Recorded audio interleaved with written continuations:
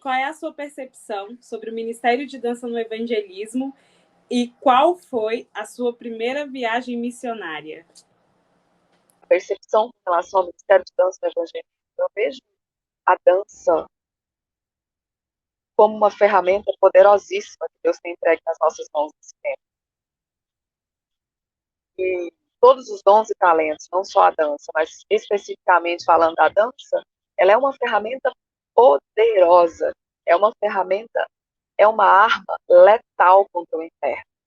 Nós estávamos ali falando a respeito de pisar os lugares assolados, com a nossa dança mudar a atmosfera, mudar situações, mudar ambientes, porque nós acreditamos que essa ferramenta ela está sendo utilizada de forma adequada pela autoridade de Deus, Jesus, que foi derramado e entregado sobre a nossa vida. E falar da dança ligado ao evangelismo é apenas um instrumento a mais que Deus entregou para as nossas mãos para que a gente utilize para derrubar muralhas, para gerar cura, para gerar vida e para trazer sobre essa nação, principalmente nesses dias decisivos que nós temos vivido, a nossa dança, ela serve como uma arma poderosa para trazer o governo de Deus, para resgatar o domínio de Deus sobre a nação. Eu digo, o Senhor já entregou o governo do Brasil na mão da igreja, e automaticamente esse governo retorna para ele, porque nós somos os representantes, nós somos os representantes do céu aqui na terra. Então, no momento que você chama o reino de Deus sobre a nação, esse governo retorna para as mãos do Senhor. E a gente precisa ser muito vigilante para não perder o poder que o Senhor já nos entregou nesses dias. A minha primeira viagem missionária, ela foi uma viagem que eu fiz quando ainda era uma adolescente. Nós participávamos de uma organização que se chamava Mensageiras do Rei.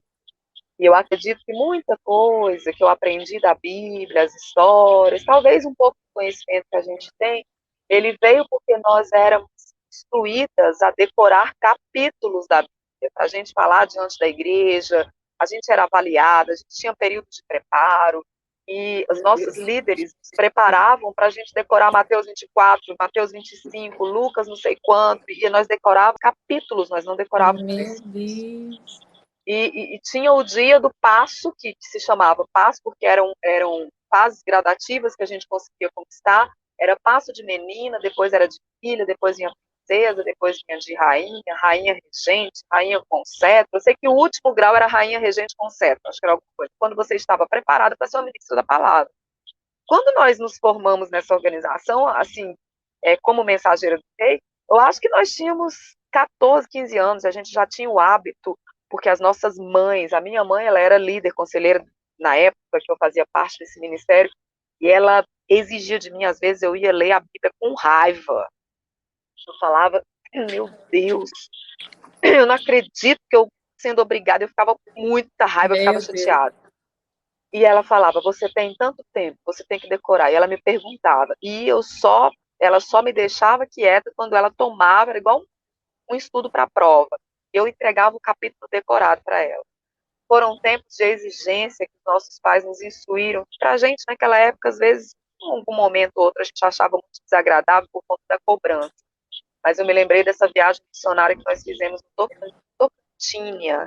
E nós éramos mensageiros e fomos conhecer as missionárias, quem introduziu o evangelho naquela cidade, que era tão pequenininha, tinha uma obra com os índios, porque os meus pais, meu pai foi indigenista pela FUNAI, a minha mãe também era educadora pela FUNAI, e ao mesmo tempo que eles eram funcionários da FUNAI, eles eram também ministros da palavra ali nos lugares onde eles estavam. Então eu cresci no meio de missionários, eu cresci parte da minha infância dentro de uma aldeia. Então, a gente já tinha esse contato com pastores, com líderes, e é por isso que eu sou muito apaixonada por essa coisa de missões e tudo. E eu me lembro dessa primeira viagem, que nós fomos para conhecer a casa da missionária Margarida, a gente foi para conhecer a casa da irmã Beatriz, que foi uma missionária que implantou o evangelho no sertão do Tocantins. E eu coloquei o nome da minha filha, caçula, no caso, Amanda Beatriz, em homenagem à minha prima, que se chama Amanda, uma prima muito querida, e Beatriz por conta da irmã Beatriz, que era a missionária Beatriz, que eu era apaixonada pela história. Ela tinha um livro escrito, ela já partiu para o Senhor, já está com o Senhor, mas ela deu a vida por missões. Então, essa viagem missionária marcou minha vida e desde sempre, desde muito pequena, eu fui apaixonada por missões. Né? Eu estava comentando que com 8 anos de idade eu representei Moçambique em um congresso de missões na Igreja Batista Tradicional e eu nunca imaginei de pisar em Moçambique. Então, em 2016 o Senhor estava trazendo uma revelação, em 2019 nós estávamos lá em Moçambique, pisando um território, né, totalmente longínquo, distante, mas entendendo que a promessa do Senhor estava sendo cumprida sobre a nossa vida naquele tempo. Então, essa viagem ela marcou, acho que o início da compreensão, né? O que é ser missionário, o que é doar a vida para Jesus, o que é trabalhar para Jesus. Eu era muito nova, mas eu me lembro bem dessa primeira viagem.